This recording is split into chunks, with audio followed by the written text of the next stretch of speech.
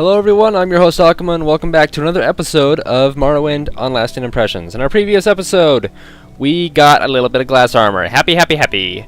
In today's episode, we are going to continue a little bit of the main quest that we started last episode. Yay?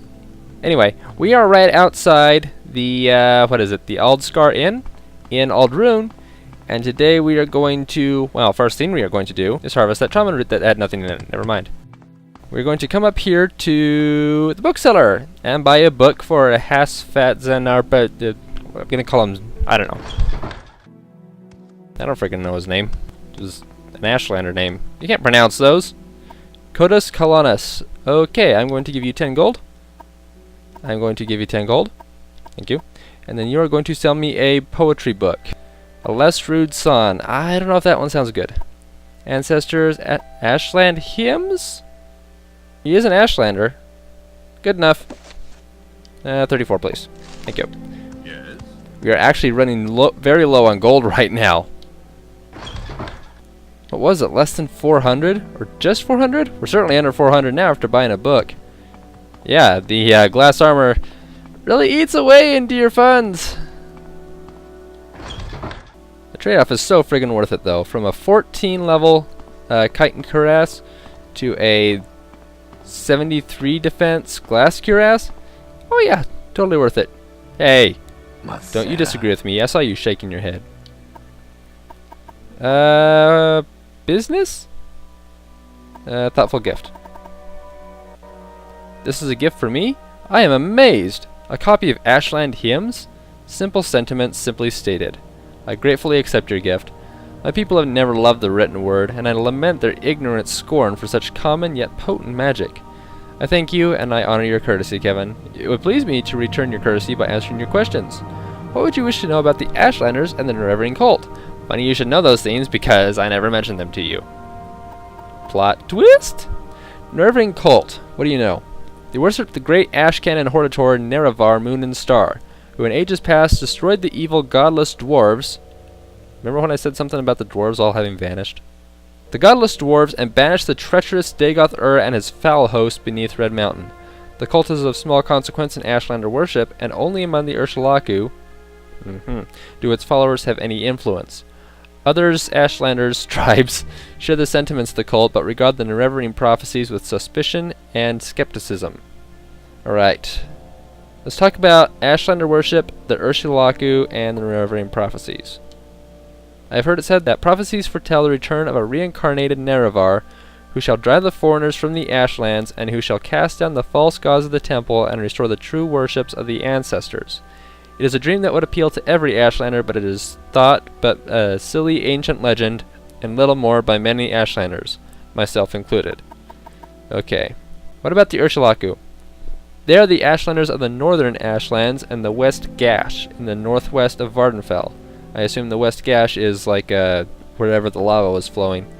Ashcan Sul Matul is their chief, a brave and respected war leader and warrior protector of the Nerevarine cult.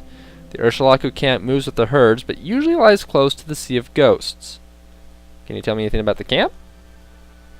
It moves with the herds, but north of the village of Margon on the northern coast of Vardenfell. Okay. What else do we want to ask about? Oh hey, disturbing dreams. Perhaps it means nothing. It is peculiar, the tall figure in the golden mask. It puts me in mind of the golden helm of the Ordinator, but that does not seem to fit the spirit of the dream. My people take careful account of dreams, but only a wise woman can tease from them their meanings. Okay, sounds like we might have to visit the Ashlanders sometime soon. Courtesy, business background... Ashlander worship. All Ashlanders in a tribe, young and small, are born into the ancestor cult of their clan. The Nerevarine cult is different, though. It is a very small cult, with only a few wise women with the gift of prophecy, and a few holy warrior heroes who guard and protect the seers. Sul Matul, Ashcan of the Urshulaku, is the warrior protector of the cult, and Nibani Maisei, also of the Urshulaku, is the oracle seer of the cult. He's telling us a lot about the Urshulaku. We're definitely going to have to go visit them sometime. I think that's all that we wanted to ask him. We asked him about the Nerevarine cult and the 6th house, was it? I don't know. Anyway, that's all I needed for him. Thank you, House Hour, whatever your name was. I'll call you Zachary. I could go to the Mages Guild or Silt Strider, but actually, I'm cheap. Alright, much better. Hey, Caius. With pleasure. Please, go ahead. I'm all ears. You said that last episode. Put your arm down. I don't want to smell your armpit hairs while I talk to you. Alright, so, about those orders you mentioned. We're getting close to finding the Nerevarine. Yes, that's what I'm here about. That guy. Hey, what? Where are we? Ashlanders? Okay, what the heck? He's the guy. What am I supposed to be telling you? The prophecies? The Nerevarine? Blah blah blah. Orders? I did. What? Did I forget to ask him something? Did I? Ashlanders in the Nerevarine cult. Maybe I didn't ask him about something. Well, this is awkward. Huh. Alright, gonna reload my game and talk to him about everything all at once. I'll be right back.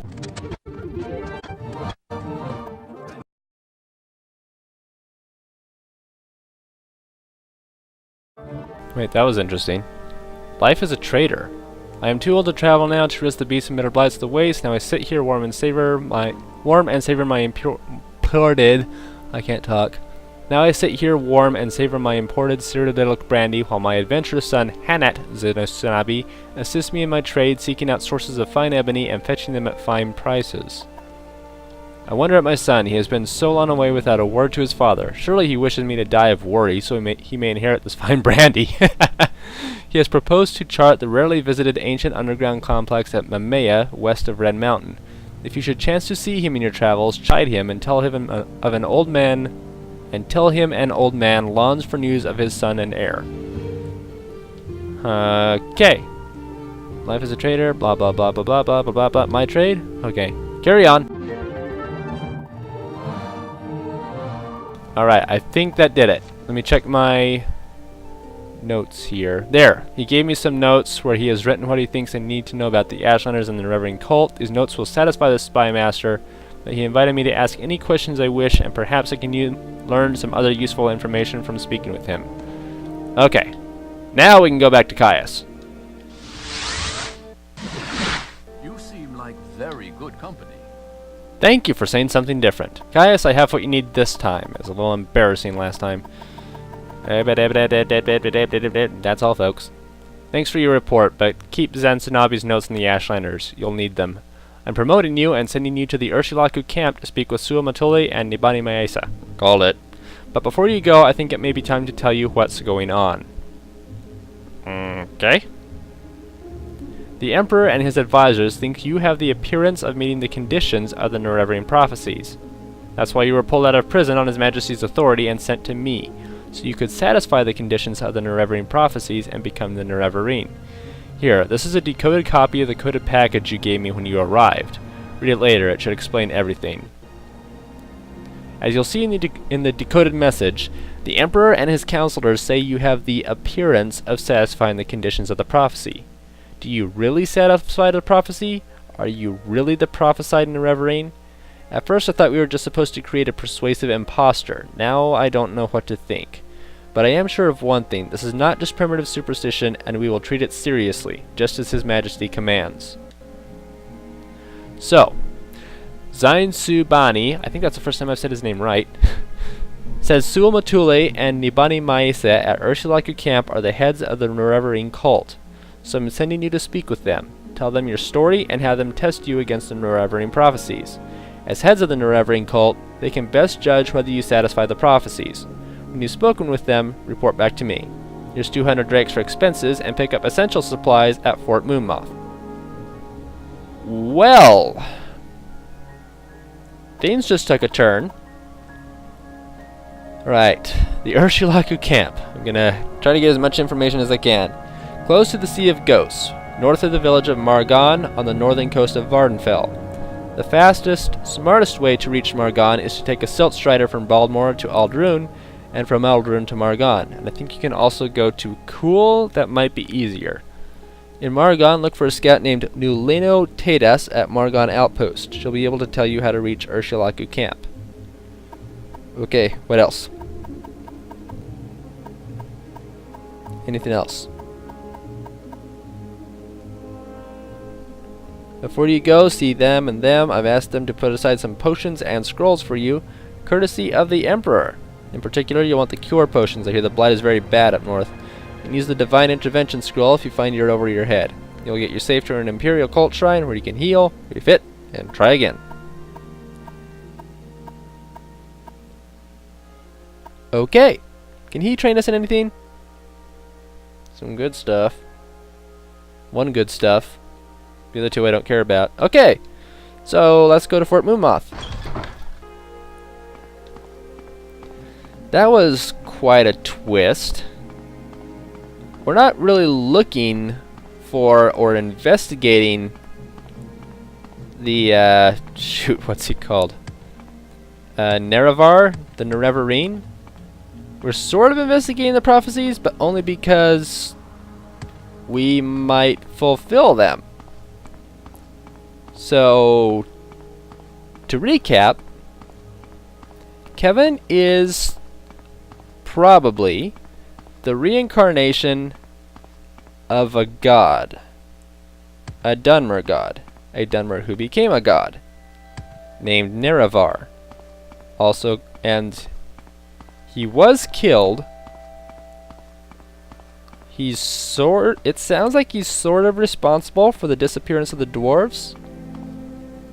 All of them at once? I kinda doubt that. And what else was there?